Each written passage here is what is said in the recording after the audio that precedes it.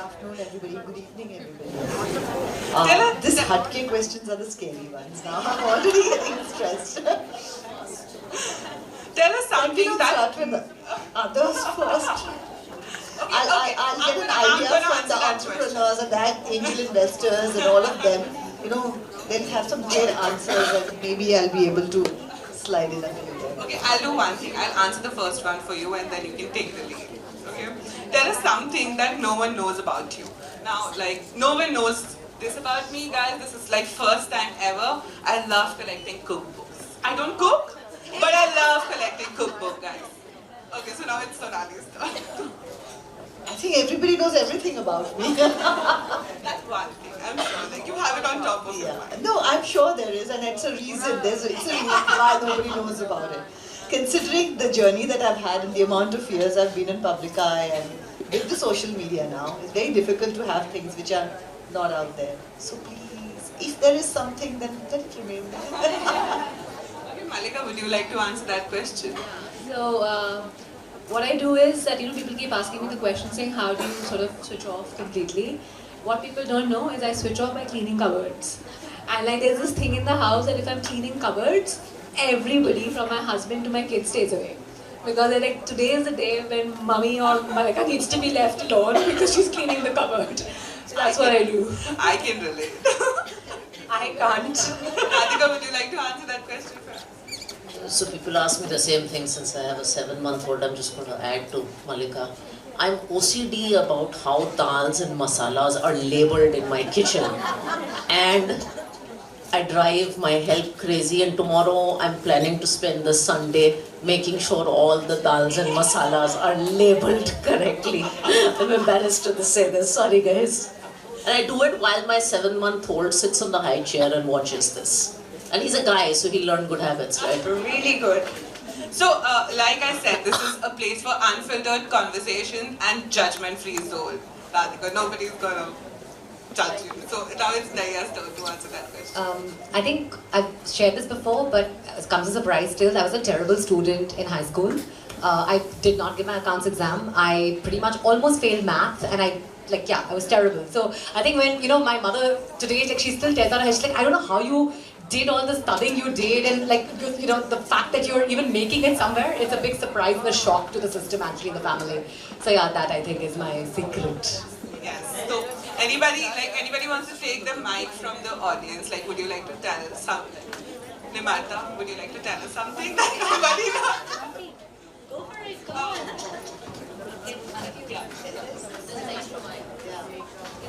I think this relates to most moms here. 40 time is me time. So once I go in, I'm there for nearly 45 minutes to 1 hour, and everyone wonders, what does she do in the toilet? There's no water running, there's no flush, there's nothing, but she's in like 45 minutes, 1 hour, sometimes 1.5 hours. So always, always. That's so candid. Thank you for sharing that. Okay, so my other question is, tell us about your most inspiring moment as a mom. Would you recommend becoming a mom to somebody? Like whoever is the mic. You gave me the tough question first. So I'll answer the second one, and I'm a finance person, so we add disclaimers to everything. I would recommend becoming a mom to everybody, of course, but I would also say that nothing you do prepares you for it, especially the 4th trimester or post-mom, and I've just sort of lived that. So I think with men, when, you're pregnant, you're conceiving, they're like, oh, you're going to have a baby, it's going to change your life, and it sounds really awesome. But with women, it's like, oh, your world will change, and it does, and it's almost with a sense of doom and ominousness. And so I would recommend it to everyone, but no one gives you the right advice, just know that. So go into it. Well, what was the first question? What's my most inspiring moment? As a mom. I think so when I went home during lockdown, my mother is a full-time working woman, runs a school, and during lockdown, she was managing the house, taking care of me while being pregnant, taking care of all my father's random needs, cooking pasta for my brother even though there was no help and my father wanted to eat dal, and it just, and managing her school and doing it without complaining. And I mean, this is everybody's mother's story. This is everyone's story. It's just so bloody inspiring what moms can do. I remember reading that on your gram, and like that followed with how you took Remy to your office. So that's so good to know. Sonali, would you like to?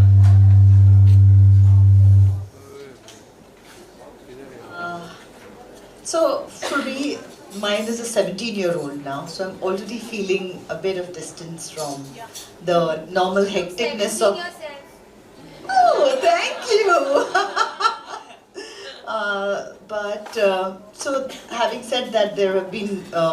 I think for me, when I was most proud of, what was the question on that? The most proud moment of being a mother. Yeah, inspiring. Yeah, I think for me the inspiring moment was the way my son handled and understood the fact when he was told what his mother has got, and he got the idea, he understood what it was, and the way he accepted it and in fact became my strength.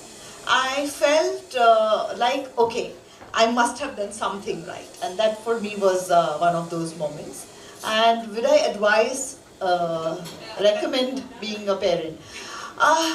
Look, for me it's been, you know what, I think this question is asked to women or to parents because once you've had the children, you are in love with them.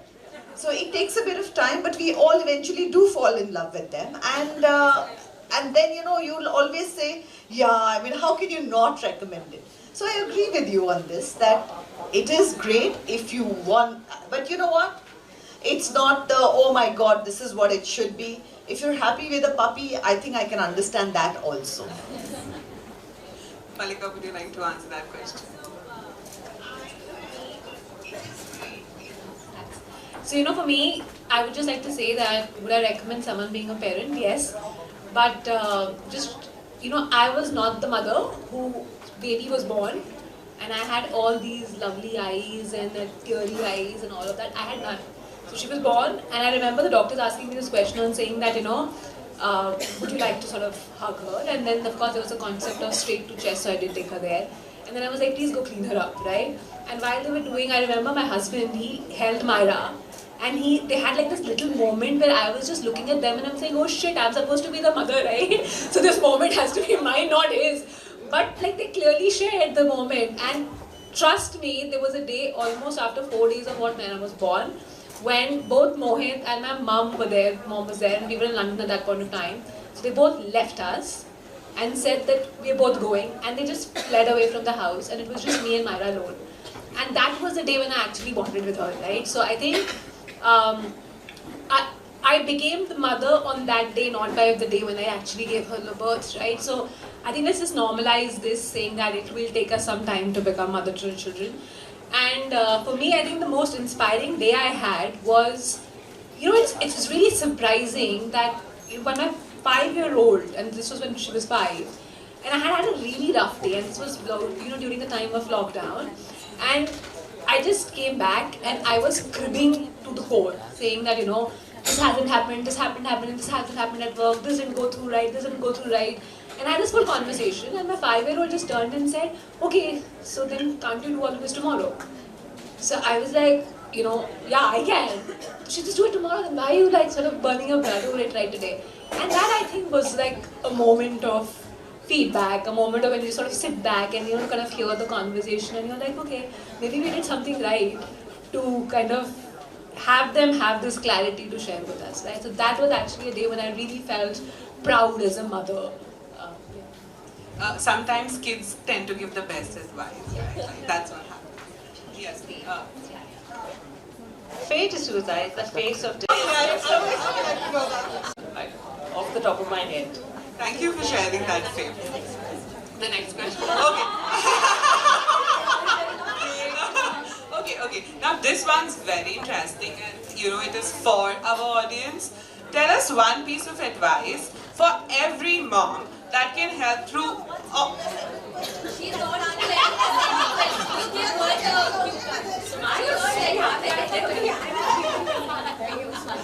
Okay, I'm gonna ask that question to Phil. Would you recommend being a mom to somebody?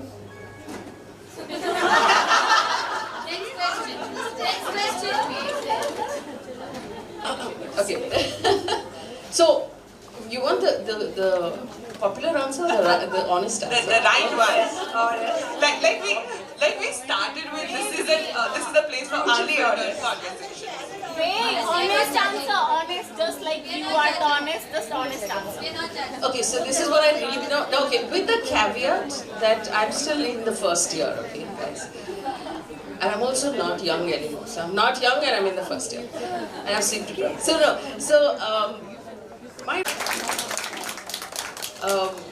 I've never in my life taken up a job with zero training and such high stakes when you screw up, right?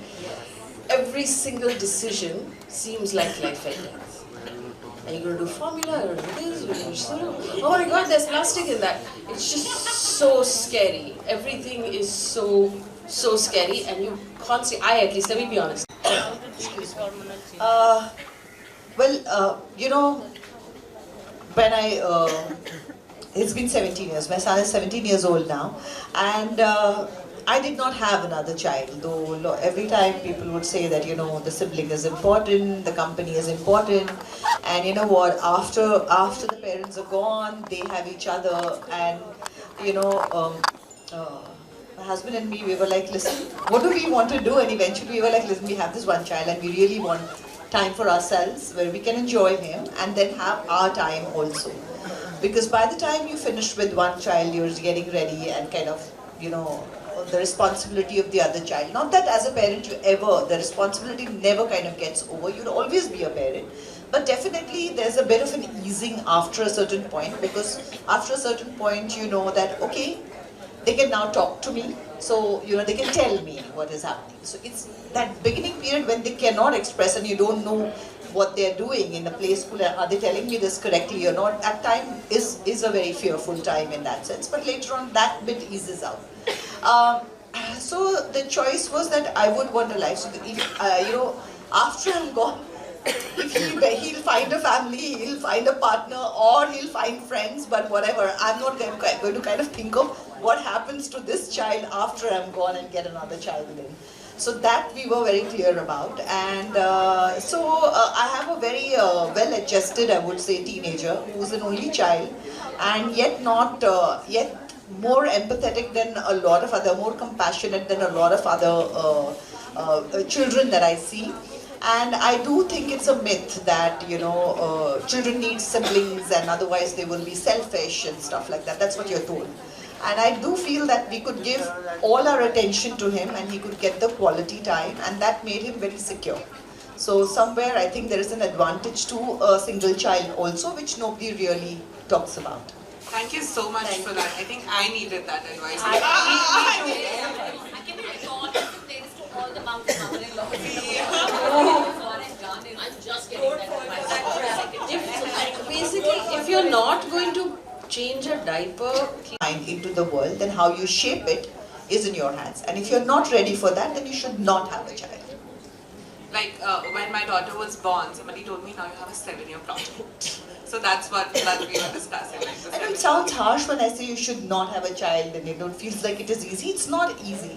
But it is the responsibility. You can't have and then say, oh, I did. I'm not saying everything is going to be perfect, and I will know if I'm getting it vaguely right or wrong. I will know it 20 years down the line now, because only when my son gets into has relationships that are lasting, are they meaningful, how is he handling it's only then that I will know that did we do it, was it right or not right, or where it can be improved, etc. So it's just too long. I mean, you know, for me to wait for that much and then decide, you can't. So then you just say that, okay, let's do this one, do the best you can in this, and move on from it. Thank you so much. So guys, my hatke questions are done. I hope all of you enjoyed my hatke questions, and now I'm going to ask some more serious questions. So my okay, so my first one.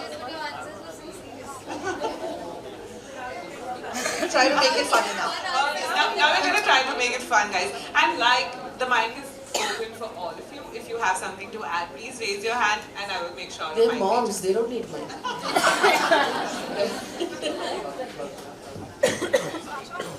Becoming a mom means everyone has an opinion on how you raise your child and your parenting style. It must have been even tougher being a celebrity and being so much in the limelight as an actress. We'd love to know some of the BTS or stories that you like, how you handled mommyhood and parenting. Social media was not so much out there at that point of time, and you know, it was really that many discussions were not happening. But I think things that are pretty much done now and very much okay and kind of happened. At that point of time, nobody had ever kind of walked around very happily with a pregnant tummy and, you know, kind of been living their life as normally as they could. You know, celebrities, as you would say. That was not a norm, and I did whatever I was doing and I continued doing it. In fact, at that point of time, I started doing a play, and through my pregnancy, I think I was 8.5 months, 8 months is when, because at the end of that particular play, I would break down and, you know, baby was kicking me. I didn't know it was a he at that point of time, but you know, the baby was kicking me, and it was like, I said, you know, I hope I'm not scarring the child or something with this happening. So I said, you know, I think maybe I should stop. I could do it because it was a role where I was sitting down and there was a table, you know, just in a chair, and there were dialogues happening and stuff like that. So it was not a very difficult. So that was a choice I made. I didn't want to stop because I would go mad then, but you know, I just found a way of doing that. So be it going out, be it, I mean, I think I have hosted some Filmfare Awards also when I was in my 6th month of pregnancy, wearing their outfit and, you know, doing what we were doing. We went and celebrated the wins of, you know, colleagues in the nightclub. Like, hey, this is how we party. I remember some of my colleagues telling me that, you know, we're going to remember this. We didn't have like cameras and things being photographs. It was like, we're going to remember this to tell your child when it's a teenager that your mother was dancing on the table, literally, at that point of time. So yeah, those times where it just feels like a different time, and though it's not that long ago, it does feel like a completely different time because you were not so conscious of somebody constantly kind of, you know, capturing everything, and it just takes the fun out of it, I feel. So I think I've done all of those things pretty much so normally and as regular people would do it. Spoke about being the mother quite openly, eventually wrote a book on that also, realized that I'm not good at it, I'm good at reading only, and so stopped at that over there. But I did write in certain experiences because like when you spoke about it, but I remember when I held the baby and I was like, I didn't fall in, it was this whole myth of you fall in love with your child instantly, and you don't. I mean, you've gone through so much. Mine was a natural delivery and it's just such a messy process. And I'm like, it's a miracle, but does it have to be so gross? And anyway, but you know, after you've gone through all of that, and then I felt something familiar, but I did not fall in love in that instant as soon as you saw the baby. It was a very gradual process for me. It took me a while, and slowly, I cannot pinpoint any particular day or anything like that, but it was a process. It took me time. And I remember my sister-in-law telling me that, you know, don't panic if you don't feel like you're in love with the child. And I thought that was the best advice anybody could have given me. And it was while I was being wheeled into in the thing, she just said that, babe, just listen. I needed that. I'm like, what is she telling me? But when I felt that sentence was like, I said, thank God she told me that. You know, because I was like, okay, I get it now. So it's amazing. The support and the sisterhood is so, so important because these are the little things that make all the difference. So yeah. Yes, thank you for passing on that same advice to all of us. Sonali. Faye, we have a question for you. In an ever-changing, potentially more insular and sometimes intolerant, inequitable world, how can we ensure our children grow up feeling safe and secure and not intolerant themselves? Ask me easy question. This is actually like an exam for you because you're going to get there. So, okay, we want to know how you're going to deal with this because we've dealt with it. So, good or bad, it's done. So obviously, I I'm at that stage where I think that I will ace this, right? So I think that empathy makes us better at everything.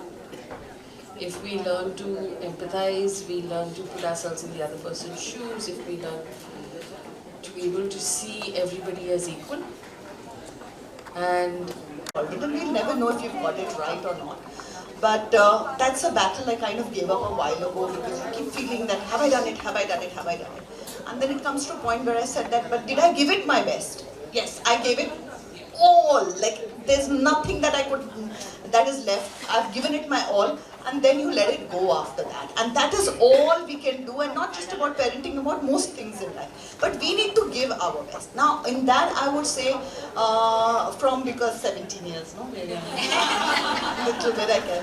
So in that, I would say that they are watching you, and they are copying you, and they are, picking, they're like sponges, they are just soaking in everything that you're doing. So if you want your child to be tolerant and have empathy, then you need to be that. No pressure. That's what you need to do every day and live your life like that. There is no shortcut to it. That is when the child will become that. It's not when you just teach, but you will have to be that person. So true. I mean, my daughter sees me on the Serious, phone no? and laptop all the day, and then one day she got her toy laptop and she's like, "Hi Naiya, I'm here."